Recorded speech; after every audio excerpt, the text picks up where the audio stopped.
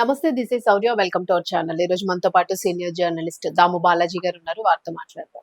నమస్తే సార్. నమస్తే. సార్, మలయాళీ నటుడు దిలీప్ ఈ కేసు దాదాపు 8 ఏళ్లుగా కూడా నలుగుతా వచ్చింది. మొత్తానికి ఆయన అయితే మాత్రం అంటే ప్రముఖ నటుడు, అలాగే ప్రముఖ నటి మీద దీనికి సెక్సువల్ అసాల్ట్ జరిగింది, కొంతమందితో ఆ వీడియోస్ అవి కూడా చిత్రీకరించి విడుదల చేయడం అనే ఒక వార్తనైతే విన్నాము. దానికి సంబంధించి కేరళ ఎర్నాకుళం కోర్టు ఇప్పుడు తీర్పుని చాలా సింపుల్ గా ఇచ్చేసింది అన్నట్టు వాదనలు వినిపిస్తున్నాయి. బట్ ఓ పక్క ఆయనకు పరువు పోయింది అనే ఒక వాదన వినిపిస్తుంది. అసలు ఓవరాల్ గా ఈ కేసు ఏం జరిగింది, 8 ఏళ్ల వాదనలు ఎట్లా ఉన్నాయి, ఆ బెంచ్ దాని గురించి కాస్త. ఇది ఒక యాక్చువల్ గా సినిమా తీయాల్సిన కేసు అండి. అంటే ఒక ప్రముఖ హీరో ఒక ప్రముఖ హీరోయిన్ ని రేప్ చేయించాడు అని అభియోగం. సో 8 ఏళ్ళు గడిచిన తర్వాత ఆ హీరోకి సంబంధం లేదు, అతను ఇన్నోసెంట్ అని కోర్టు అతన్ని విడిచిపెట్టింది. సో 8 ఏళ్ళుగా అనేక డ్రామాలు నడిచాయి. ఈ కేసు చుట్టూ నేషనల్ వైడ్ గా డిబేట్ జరిగింది. కేరళ సినిమా ఇండస్ట్రీ కూడా గగ్గోలు అయింది. సో రెండుగా అంటే విమెన్ యాక్టర్స్ గా హీరోలుగా మధ్య కూడా గొడవలు వచ్చాయి, ఆరోపణలు వచ్చాయి. మోహన్ లాల్ మమ్ముట్టిల మీద కూడా ఆరోపణలు వచ్చాయి, సపోర్ట్ చేస్తున్నారని. సో ఏంటి ఈ కేసు, ఇది ఇప్పటివరకు ఏం జరిగింది, అట్లాగే ఈ కేసులో ఇప్పుడు ప్రముఖంగా ఒక పేరు కూడా వినిపిస్తుంది, అది రామన్ పిల్లై. ప్రముఖ క్రిమినల్ అడ్వకేటు, 70 ఏళ్ళు ఆయనకి. ఆయన దిలీప్ ని ఎలా కాపాడాడు అనే దాని మీద మొత్తం నేషనల్ మీడియా అంతా కూడా ఇచ్చేస్తుంది. న్యూస్ మినిట్ అనే ఒక పత్రిక ఆయన్ని రీసెంట్ గా ఇంటర్వ్యూ చేసింది. ఆ ఇంటర్వ్యూ కూడా నేను చదివాను. సో అసలు ఈ కేసు ఏంటి, దీని పూర్వాపరాలు ఏంటన్నది తెలుసుకుందాం. ఇదేంటంటే సెప్టెంబర్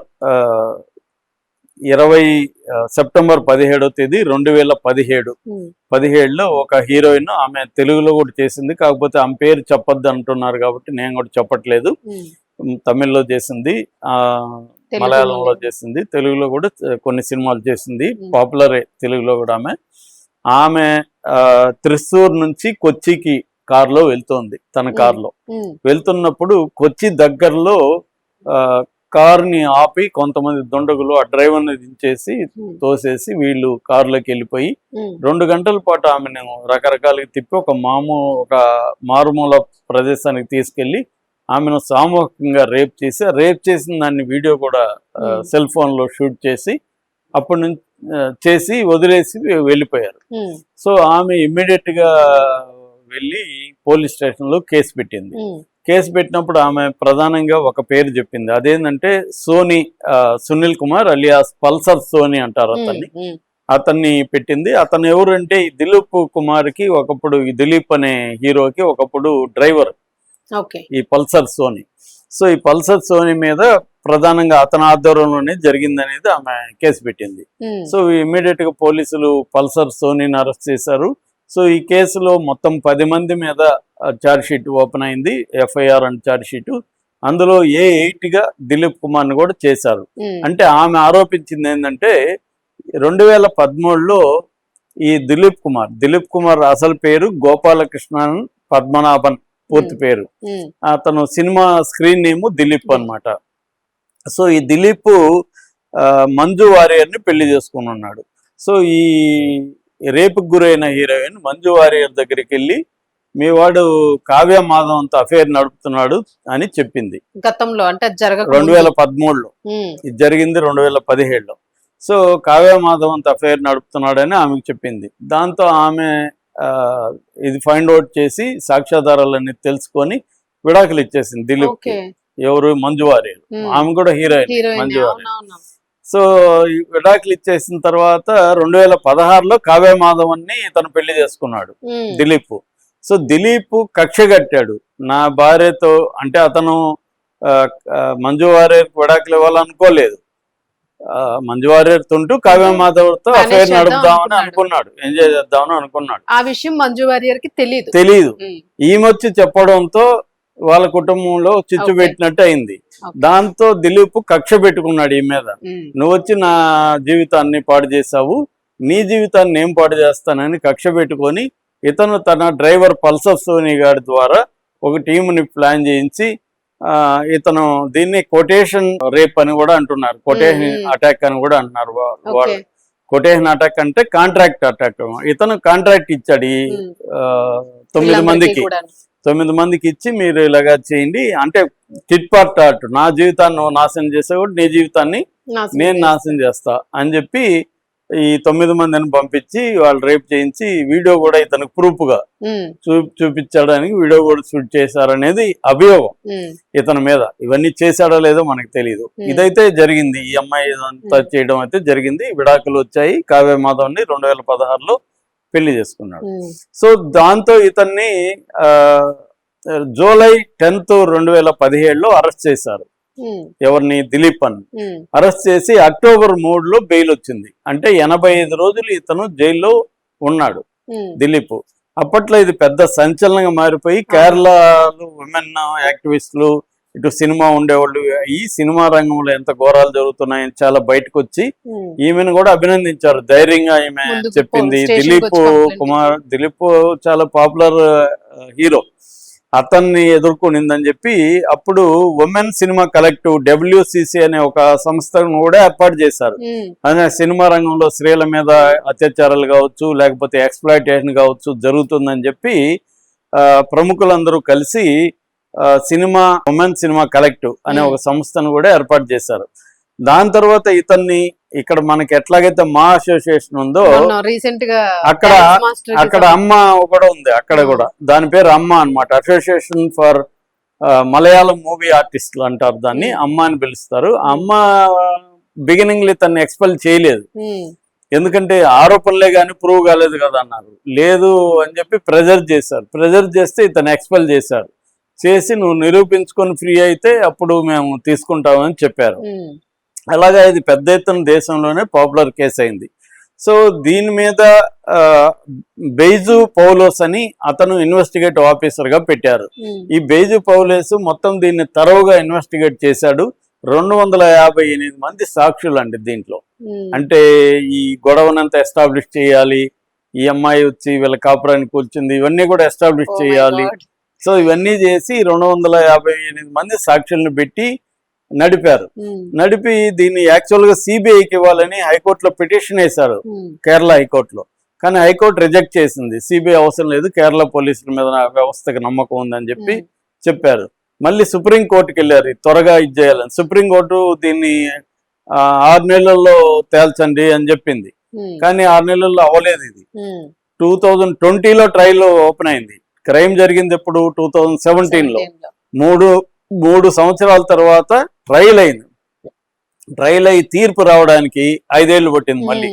అంటే ట్రయల్ స్టార్ట్ అయినాకే చూడండి, అంటే మన దేశంలో న్యాయం జరగడానికి అంటే justice delayed is justice denied అనే ఒక సామెత ఉంది. అంటే న్యాయం ఆలస్యం అయితే న్యాయము నిరాకరించబడినట్టే అని. ఎందుకంటే 10 ఏళ్ల తర్వాత న్యాయం వచ్చేలా ఈ లోపల చాలా మంది చనిపోతారు, అయిపోతారు, పెట్టిన వాళ్ళు పోతారు, ఇవన్నీ జరుగుతాయి. 20 ఏళ్ళకి జరుగుతాయి. ఇప్పుడు మన కళ్ళ ముందే 7 ఏళ్ళు అయింది వివేకానంద రెడ్డి హత్య. మార్చి 19th వస్తే 7 ఏళ్ళు అవుతుందండి. ఇప్పటి వరకు ట్రయలే స్టార్ట్ కాదు. ట్రయల్ స్టార్ట్ అయినాక మళ్ళీ ఒక 5 ఏళ్ళు అవుతుంది. ఇక్కడ ఈ కేసులోనే 5 ఏళ్ళు అయింది. కాబట్టి ఇంకెప్పుడన్నీ న్యాయం జరిగేది? ఇది సమస్య అనమాట మనకున్న క్రిమినల్ జస్టిస్ సిస్టమ్ లో. ఎందుకంటే 5 కోట్ల కేసులు పెండింగ్ లో ఉన్నాయి ఇప్పటికే. ఒక సుప్రీంకోర్టులోనే 60,000 కేసులు పెండింగ్ లో ఉన్నాయి. ఇది ఈ దేశం పరిస్థితి. సో అలాగా మొత్తానికి ఏమైంది, ఇంత చేసి ఫైనల్ గా ఇతను ఇన్నోసెంట్ గా డిక్లేర్ అయిపోయింది. Ernakulam principal sessions court Honey M Varghese judge, ఆయన ఇతని మీద ఏవి ప్రూవ్ కాలేదు.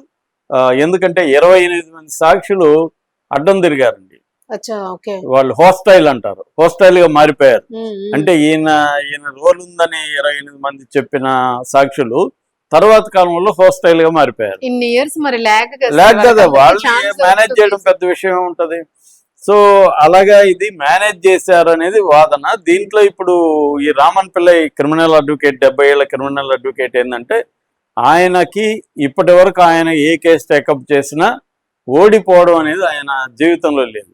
అంటే అసలు ఆయన మీద సినిమా తీయాలేమో అనిపించింది నాకు ఇంటర్వ్యూ చదివిన తర్వాత. అంత ఇంట్రెస్టింగ్ గా ఉన్నాడు క్యాండిడేట్. బోల్డ్ స్టోరీస్ దొరకొచ్చు ఇప్పుడు ఆయన. అవును, ఆయన ఎవరికి కూడా ఇంటర్వ్యూలు ఇవ్వడంట. 6 నెలలు వెంటబడితే న్యూస్ మినిట్ కి ఇంటర్వ్యూ ఇచ్చాడంట. అది కూడా ఎక్కువ మాట్లాడలేదంట ఆయన. న్యూస్ మినిట్ వాళ్ళు రాశారు. ఆయన పైగా నేను ఇంటర్వ్యూ ఇవ్వనని చెప్పడంట, ఇప్పుడు నెక్స్ట్ వీక్ అంటానే ఉంటాడంట. మనమే వాయిదాలు అలవాటు కదా వాయిదాలు విసిగిపోయి మనమే ఇది చేయాలి. తర్వాత ఆయన ఎప్పుడు పబ్లిక్ ప్రాసిక్యూటర్ గా చాలా సార్లు ఆఫర్ వస్తే ఒకే ఒకసారి, అది కూడా పెద్ద పెద్ద బిజినెస్ పీపుల్ ఇన్వాల్వ్ అయ్యి ప్రెజర్ తీసుకొచ్చారంట. ఏది టాప్ బ్యూరోక్రాట్స్ ఈయన మీద ఒత్తిడి తీసుకొస్తే ఒక్కసారి మాత్రమే పబ్లిక్ ప్రాసిక్యూటర్ గా, ఈ కేసు ఇది కాదు వేరే కేసులో. అంటే ఆయనకి డిఫెన్సే ఇష్టం అనమాట. క్రిమినల్స్ తరపున ఆర్గ్యూ చేయడమే ఇష్టం ఆయనకి, గవర్నమెంట్ తరపున ఆయన ఆర్గ్యూ చేయడం ఇష్టం లేదనమాట. ఒకే ఒకసారి మాత్రం గవర్నమెంట్ తరపున ఆయన పనిచేశాడు. మిగతంతా ఆయన క్రిమినల్ కేసులే. ఇప్పుడు కూడా ఆయన పెద్ద టీం ఉంటారు ఆయనకి. ఆయన ఏంటంటే సైలెంట్ గా ఉంటాడంట, కానీ వైలెంట్ గా మారిపోతాడు. కోర్టులోకి వెళ్ళినాక క్రాస్ ఎగ్జామ్ మామూలుగా ఉండదంట, అసలు ఎదుటోడిని ఆడుకుంటాడంట. అట్లాగే వాడిని థ్రెట్ చేసినట్టుగా కూడా ఉంటది అని చెప్తారు. అంటే వాడికి ఒక భయం వస్తుంది అనమాట ఇతని బిహేవియర్, ఇతని ఇది చూస్తే. అలాంటి పెర్ఫార్మెన్స్ ఇస్తాడని చెప్తున్నారు. అందుకని ఇతను దిలీప్ కేసు అయిపోయినాక వెళ్ళి అతని కాళ్ళకి నమస్కారం చేసి అతను హగ్ చేసుకుని అతని బొగ్గ మీద ముద్దు పెట్టాడు దిలీప్. ఎందుకంటే నాకు పునర్జన్మ ఇచ్చావు, శిక్ష పడి ఉంటే ఇతనికి రేపు కాబట్టి కనీసం 10 ఏళ్ళు మినిమం 20 ఏళ్ళు పడేది, జీవితం అంతం. మనకి అక్కడ ఎవరు దర్శన్ పరిస్థితి చూస్తున్నాం కదా, హత్య కేసులు తమిళ్లో కన్నడ సూపర్ స్టార్.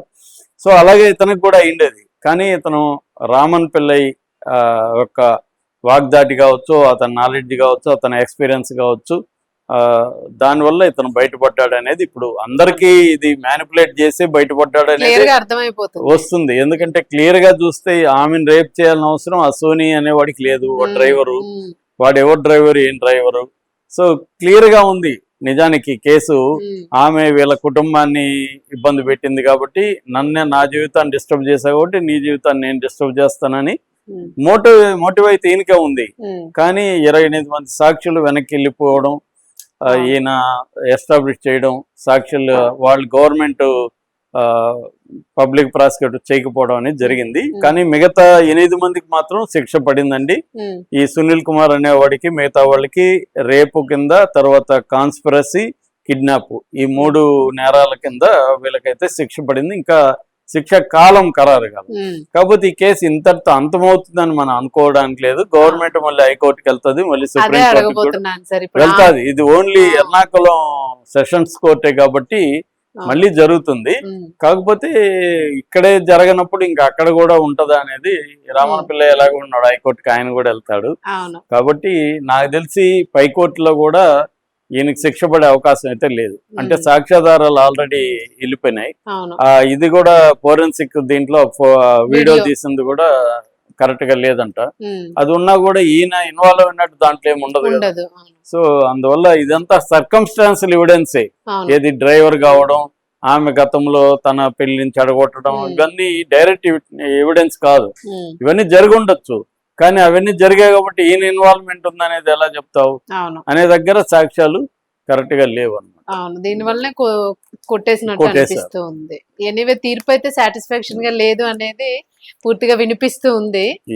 అంటే అమ్మాయికి సంబంధించి కూడా కరెక్ట్ సపోర్ట్ దొరకలేదు అన్నది. సో చేసిన వాళ్ళు దొరికారు కానీ చేయించిన వాడు ఎస్కేప్ అయ్యాడు అనేది ఇప్పుడు వార్త. Thank you sir. Thank you.